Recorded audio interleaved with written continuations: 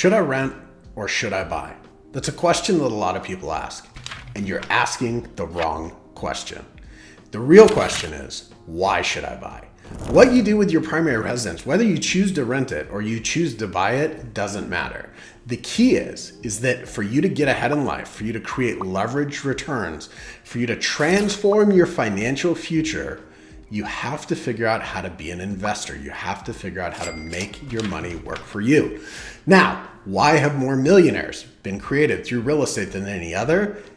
Can actually be answered by the question of should I rent or should I buy? Because it's the same reason.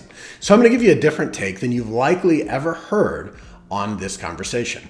So go with me for a minute here. The thing that makes the United States real estate market so special, differentiated from the rest of the world, is the readily available capital and mortgage debt and the system for getting those mortgages that we have in the US. It really doesn't exist in many other places in the world.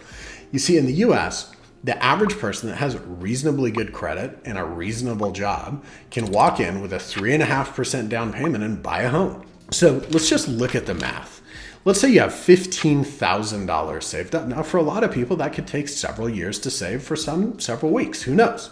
But let's say you save that $15,000 and you put it in a high yield interest bearing account. Now, today in 2024, those rates are pretty darn good. They're in the 4.5% range. So if you put that hard earned $15,000 that you saved into an interest bearing account at 4% interest, you're going to get a whopping $600 a year in interest.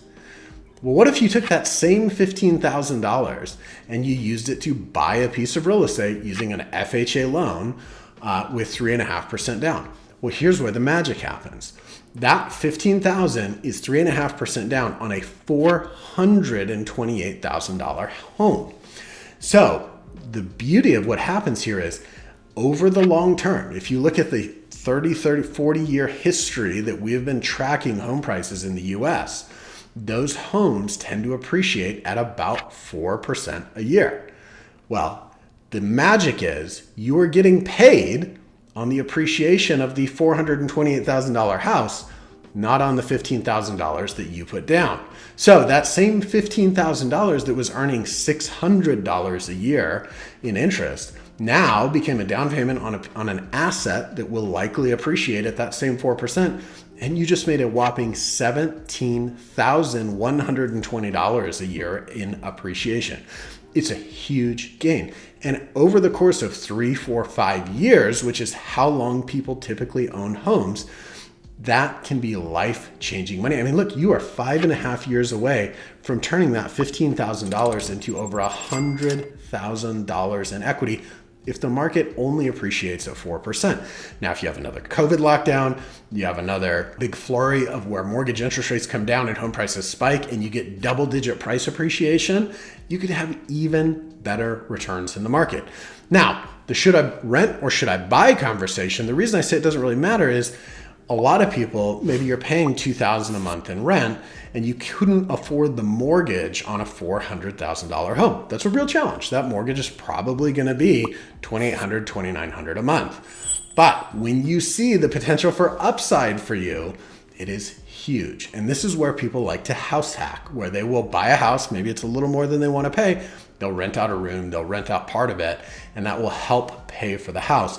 But the key is, and the real answer to should I rent or should I buy is, the most aggressive loan programs are available only to people who are going to be occupying the property as their primary residence.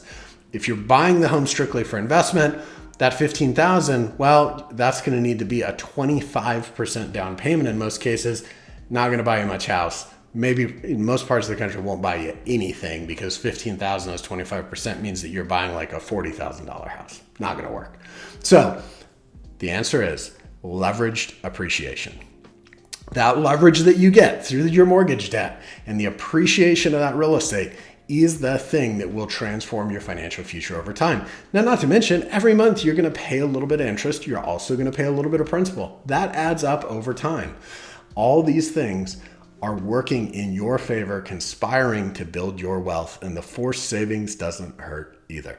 So If you want more info, if you want to find out what kind of home you might qualify for, reach out, shoot us a note. Be happy to help.